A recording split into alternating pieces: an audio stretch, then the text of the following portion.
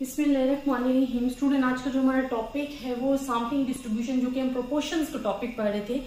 उसमें हमने प्रोपोर्शंस में जब हमने डिस्कस किया कि विद एंड विदाउट रिप्लेसमेंट में अगर क्वेश्चन आ जाते हैं तो सैंपल वैल्यूज आपने कैसे बना के उसको सॉल्व करना है। विद एंड विदाउट रिप्लेसमेंट में आपको मैंने बताया था कि हमारे पास क्या होता है कि सिंगल पॉपुलेशन गिवन है प्रोपोर्शंस की और आपको 1 इंटरेस्टेड यूनिट्स गिवन है, तो आपने विद एंड विदाउट रिप्लेसमेंट को कैसे स्पेसिफाइड करना है, इन दोनों में कंपैरिजन क्या है, करेक्शन फैक्टर कहाँ ऐड होते हैं, ये तमाम चीजें हम डिस्कस कर चुके हैं।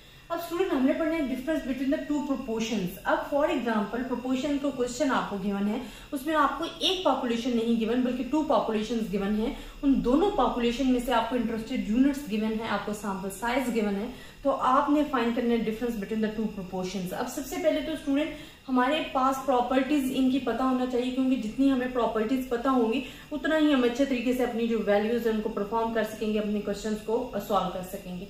अब स्टूडेंट, आपने जब सिंगल पॉपुलेशन होती थी तब भी यही डिस्कस किया था कि जब सिंगल पॉपुलेशन होती है तो उसको जब हम सॉल्व करते हैं सिंगल पॉपुलेशंस को, तो हमारे पास mean, variance and standard deviation को देखा जाता है और वेरिफिकेशन की जाती है। वही चीजें अगर डिफरेंस ऑफ मीन आपको गिवन हो तो आपने क्या करना है। अब सिंपल में आपको गिवन होता था ये पी, हमारे पास क्या होता था इंटरेस्टेड यूनिट्स, जो कि हमारे पास इक्वल होता है एक्स डिवाइडेड बाय एन के।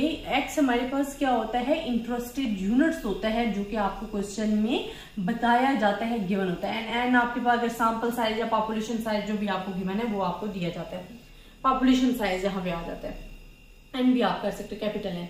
अब ये हमारे पास गिवन होता है for the single population.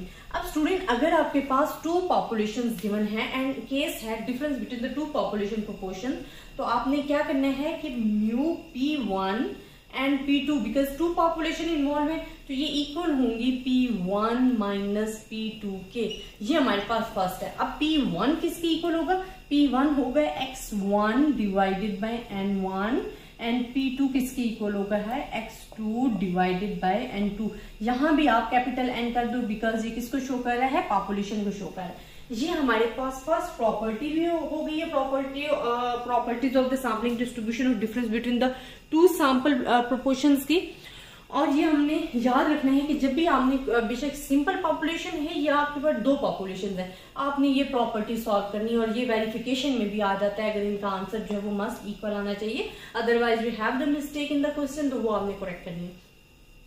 Second हमारे पास आ जाती है बात वेरिएंस की। आपने 3 चीजें याद रखनी होती है। एक आपके पास मीन होता है, सेकेंड आपके पास वेरिएंस क्या है, एंड स्टैंडर्ड डेविएशन, जो कि वेरिफिकेशन में भी आ जाता है। फिर आपके पास विद एंड विदाउट रिप्लेसमेंट का केस भी होता है। अब वेरिएंस हमने पढ़ा था कि जो फर्स्ट पॉपुलेशन है उसके लिए हमारे पास क्या होता है? वेरिएंस होता है ये। अब ये कब होता है? जब आपके पास केस होता है विद रिप्लेसमेंट का, ठीक है। अगर आपके पास केस आ जाए विदाउट रिप्लेसमेंट का सिंगल में, ये आपको ना कंपैरिजन भी हो जाता है, तो हम करेक्शन फैक्टर ऐड कर देते हैं, जो कि हम यूं करके लिखते हैं। अच्छा स्टूडेंट, ये जो मैं आपको करके बता रही हूँ ये विदाउट रिप्लेसमेंट का केस है। ये जो मैं आपको करके बता रही हूँ, ये अब आपके पास कंपैरिजन भी हो रहा है कि अगर 1 पॉपुलेशन गिवन है तो आपने कैसे सॉल्व करना है, और अगर 2 पॉपुलेशन गिवन है देन आपने कैसे सॉल्व करना है। अब यहाँ पे क्योंकि हमारे पास सिंपल 1 पॉपुलेशन थी, अब आपके पास केस क्या है कि यू हैव द 2 पॉपुलेशन, तो यहाँ भी हमने 2 पॉपुलेशन के लिए करना है। क्या करना है कि हमारे पास अब आएगा variance sigma 1 square divided by N1 plus sigma 2 square divided by N2। ये फर्स्ट पॉपुलेशन में से, ये सेकंड पॉपुलेशन में से हमने लिया है।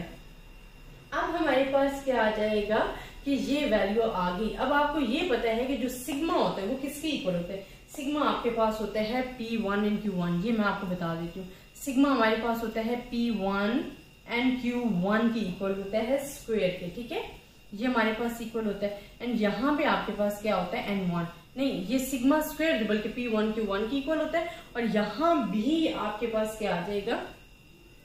P2 Q2 divided by N2। ये आपके पास केस आएगा जब आपके पास क्या गिवन होगा? आपको गिवन होगा population with replacement, 2 population given with replacement का केस होगा।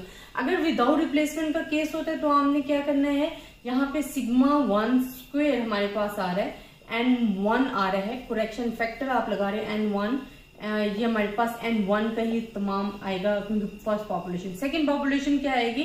स्क्वायर N2 एंड यहाँ क्या आ जाएगा n2 minus n2 n2 minus 1।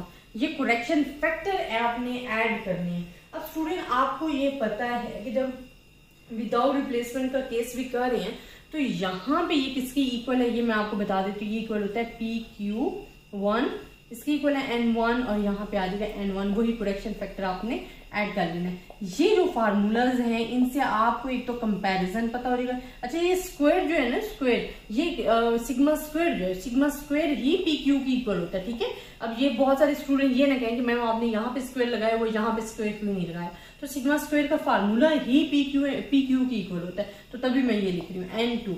यहाँ पे आपने करेक्शन फैक्टर क्या कर दिया है, ऐड कर लिया।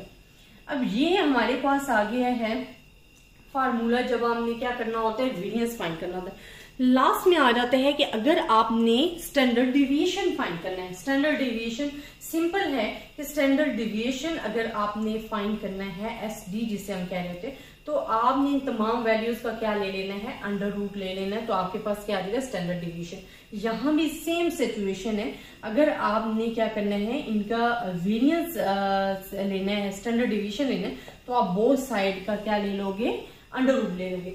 यहाँ पे ये तीन केस अगर आपको याद रह जाते हैं कि आपने मीन कैसे फाइंड करना है, वेरिएंस कैसे फाइंड करना है, स्टैंडर्ड डिविएशन फाइंड करना है, और फिर आपको जो क्वेश्चन में गिवन होता है कि विद रिप्लेसमेंट का केस है या विदाउट रिप्लेसमेंट का केस है। अगर स्टूडेंट आपको ये फार्मूलाज और प्रॉपर्टीज याद है तो आप इजीली जो है अपने क्वेश्चन सॉल्व कर सकते हो। मेन चीज आपके पास क्या आ जाती है, ये फार्मूलाज आ जाते हैं जो कि आपने याद रखने होते हैं। तो आई होप स्टूडेंट आपको property of the sampling distribution, proportion, difference between the proportion भी समझ में आए होंगे, और इस तरह आपको सिंपल एंड डबल पॉपुलेशन अगर गिवन हो तो उनके दरमियान जो डिफरेंस है वो भी पता चल गया होगा। तो आई होप स्टूडेंट आपको इस लेक्चर की समझ आई होगी। अगर आपको फिर भी किसी किस्म की प्रॉब्लम है आप मुझसे डिस्कस कर सकते हो। अपनी दुआओं में याद रखिएगा, ज्यादा से ज्यादा स्टूडेंट्स के साथ शेयर कीजिएगा ताकि सब स्टूडेंट्स जो है इससे फायदा उठा सकें। अल्लाह हाफिज।